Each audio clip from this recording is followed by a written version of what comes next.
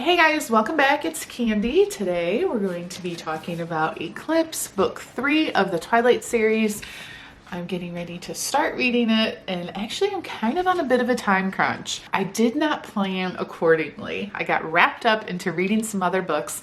In fact, I started reading Carrie Soto is Back by Taylor Jenkins Reid, and I'm like, I really need to start reading Eclipse or I'm never going to have it done in time for my book video on Sunday, which I was completely fine with because I've been in such a Twilight mood. The other day, everybody was gone. Well, everybody, Ken and Carly.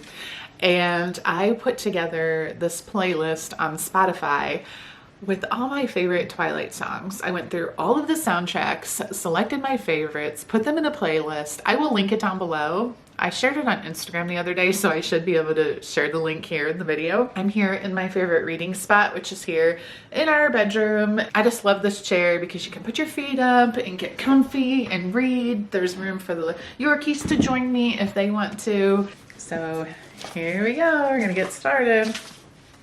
Okay, I forgot to point out in the intro, so let me share it here. These videos that I make on the Twilight books are not spoiler free.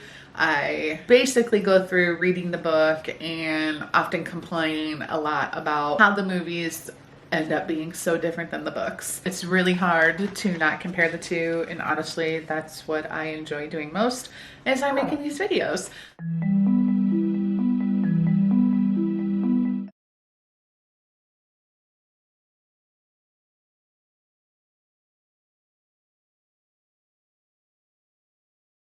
It basically starts out with Bella being grounded because of what happened at the end of New Moon. She basically disappeared for 3 days. So Charlie was grounding her for that, limiting the amount of time that she's allowed to see Edward. But of course he sneaks up into her room every night. Charlie doesn't know that. But anyways, Charlie's getting ready to unground Bella and saying that the only way he's going to unground her is if she starts spending more time with her other friends, her girlfriends, Angela, Jessica, and of course, Jacob. Charlie's always trying to push Jacob on Bella.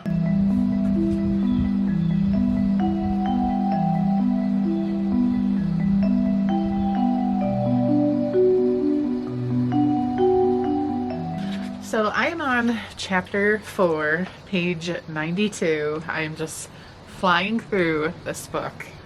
I have to say, I feel like we're back to the book being totally different than the movie. I feel like in the movies, they made Edward out to be so much nicer of a boyfriend, of a person.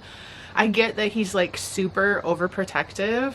And I remember when I read the Twilight series for the first time, I just thought that Edward was so in love with Bella. And I think the huge difference between reading in my 30s compared to reading now, I'm like, he is just way too overprotective, overbearing, kind of a jerk, super controlling, doesn't trust her. Like the way it played out where Edward and Bella went to visit her mom was done way nicer of a way in the movie, and I feel like it comes across super manipulative in the book. In fact, Jacob kind of calls Edward out on it, and actually the two of them, Jacob and Edward, are really just have a huge ego issue. They both do. It's just, I don't know why. I mean, I still love it, don't get me wrong, but they are both like kind of annoying in Eclipse. I feel like Jacob actually is a lot more like playful and just wants to have fun with Bella, where Edward just simply wants to control her. And I know it's because Victoria's still on the loose and she's after her and they don't know like what her plan is. Alice can't foresee the plan yet. I don't know. I'm gonna keep reading, but I'm just finding the way I feel about the characters in Eclipse compared to New Moon and Twilight is kind of weird.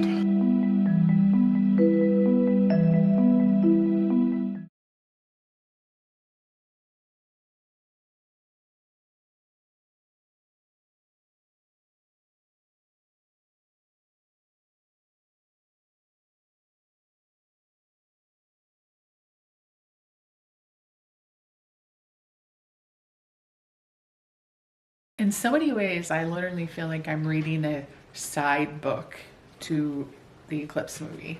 This is the book of everything that wasn't in the movie. Jacob is telling Bella about imprinting, and Quill is a werewolf now, and Quill imprinted on a 2-year-old. And so Jacob's trying to explain how imprinting is not like this immediate sexual attraction, that it's more like you just feel committed to that person and you know you're going to spend your life with that person. And also the fact that when you become a wolf, you no longer age, but like it accelerates your age. So let's say you're 15 when you first become a wolf. Maybe all of a sudden you're like 25, but then you're gonna stay 25 like forever and ever until you get to the point in your life where you no longer are phasing into a wolf. So eventually Jacob will grow older, but for the most part, he stays at his age, his accelerated age. That does not happen. Like, they do not talk about, am I wrong? I'm pretty sure I know that they do not talk about this in the movie, because when I read it, I'm like, what?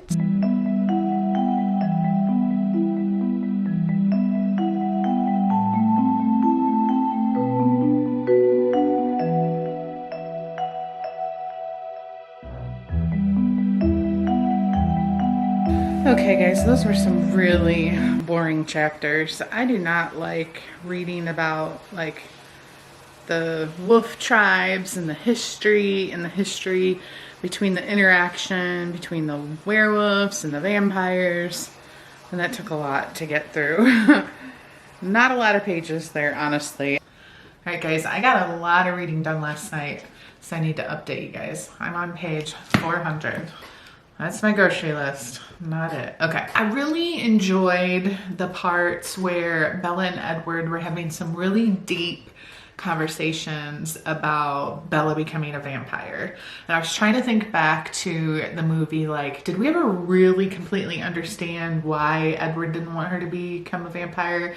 Like, I feel like the book, like any book, always does a better job of really digging deep with the character's feelings on any particular topic. So I really appreciated that in the book. I feel like in the movie, Jake says more than Edward ever really says. Like, you understand more why Jacob doesn't want Bella to become a vampire. I also really realize why Eclipse is probably my least favorite book. I just figured that out. It's my least favorite. I think it's all the history stories. Now we get to go through why, like what Jasper had to go through and how his upbringing of becoming a vampire, like his life, his experiences were way different than everyone else's. It's just like, you know what, even when I watch the movies, it's like, fast forward. Am I wrong? Am I alone in that? Like, am I the only one that just doesn't really care? Okay, and then my last part was, I was like, ooh, things are getting good. Jacob kisses Bella. So it's a little bit different than in the movie. In the book, Jacob and Bella are hanging out at his house. I think they're watching TV or something, but they're in his house. He actually falls to sleep, I believe, and then wakes up. They're hanging out, talking and stuff, and next thing you know, he's like holding her hands and he just goes for it. In the book, Bella's like, he wouldn't stop kissing her, so she just kind of was like, I pictured just standing there like this, not doing anything, not kissing him back, but yet he still kept kissing her. Which, how old's Jacob? Kind of young, obviously not experienced. Maybe he thought that was normal. Maybe he doesn't know the difference between getting kissed back and not getting kissed back. But I love that part in the book, and I'm really excited to get to the part where Jacob kisses Bella on the mountain right before they go to fight all of the newborn vampires, because that's my favorite part of Eclipse. And it's weird because I'm Team Edward, but I just love that scene in the movie. And I love when, I think I just got goosebumps. I feel like I just got goosebumps.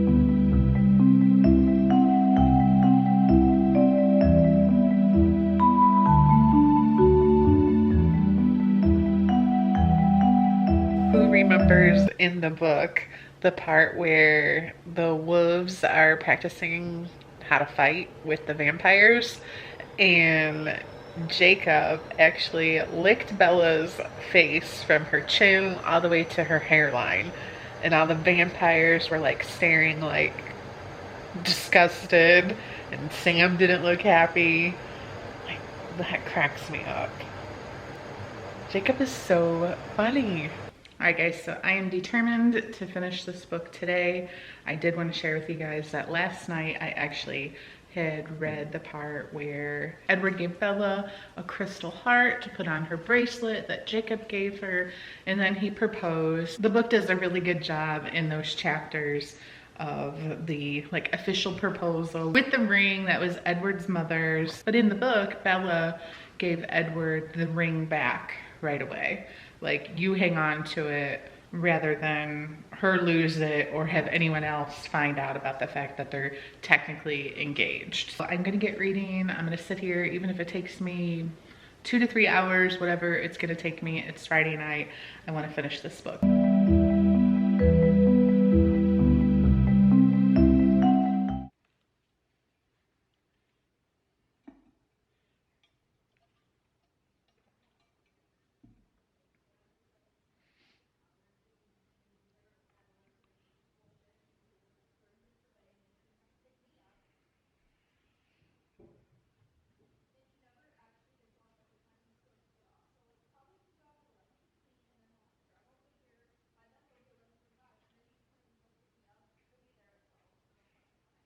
Yes, the tent scene where Edward and Jacob are speaking to each other about their feelings. Jacob saying to Edward, have you ever considered maybe I'm the better option for Bella?